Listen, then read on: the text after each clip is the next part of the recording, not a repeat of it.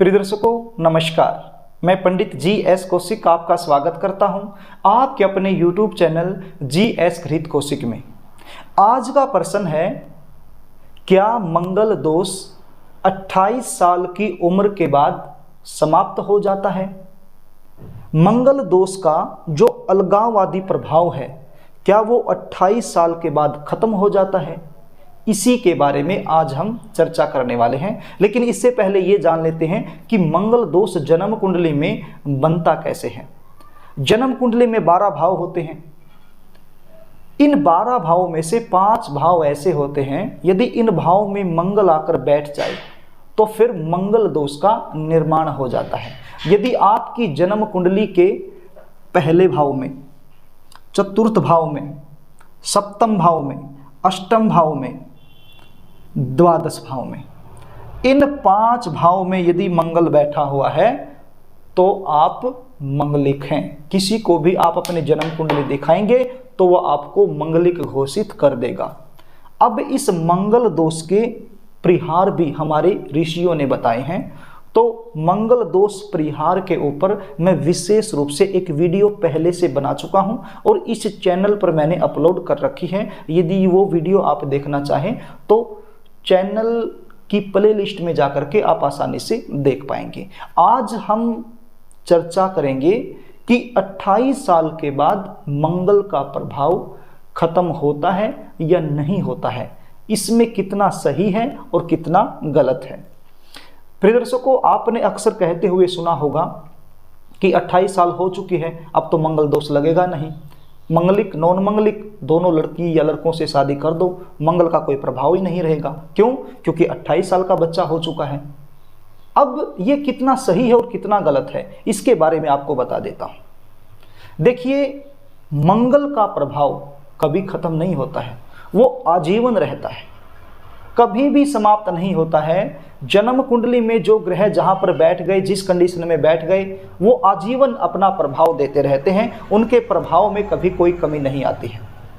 फर्क इतना है कि हम एडजस्ट करना सीख जाते हैं। मंगल हमारे शरीर में ऊर्जा का कारक है, मंगल हमारे शरीर में एनर्जी है, और जब हमारे शरीर में एनर्जी लेवल बहुत ज़्यादा होता है तो उसको एडजस्ट करना बड़ा मुश्किल होता है।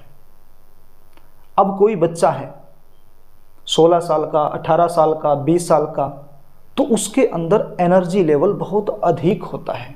लेकिन एक बच्चा है 28 साल का, 30 साल का, 32 साल का, उसके अंदर एनर्जी लेवल कम हो जाता है।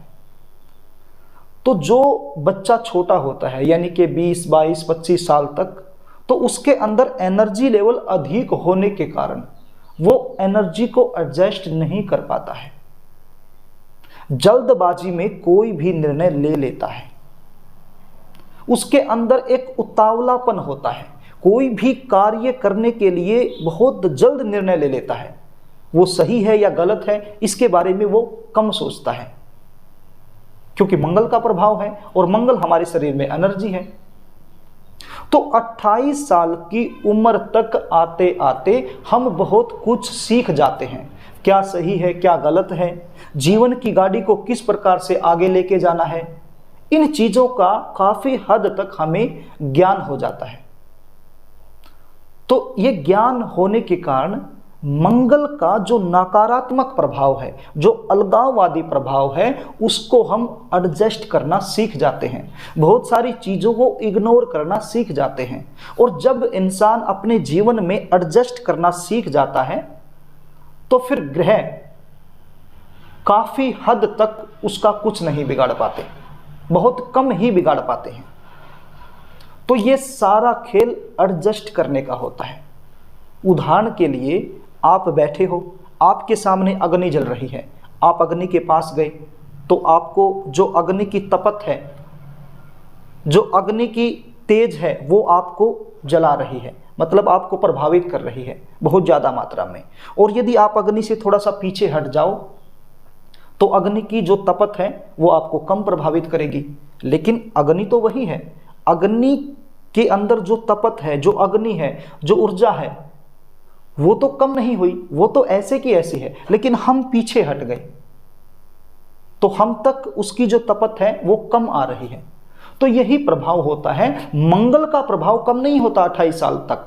28 साल या 28 साल के बाद मंगल का प्रभाव वही रहता है, वो कम नहीं होता, बल्कि हम मंगल के प्रभाव को एडजस्ट करना सीख जाते हैं। इसलिए कहा जाता है कि 28 साल की उम्र के बाद मंगल दोष का विचार नहीं किया जाता। देखिए, मैं तो ये कहता हूं, यदि लड़का हो या लड़की हो, यदि मंगलिक है तो उसकी शादी मंगलिक से ही हो तो अच्छा होता है।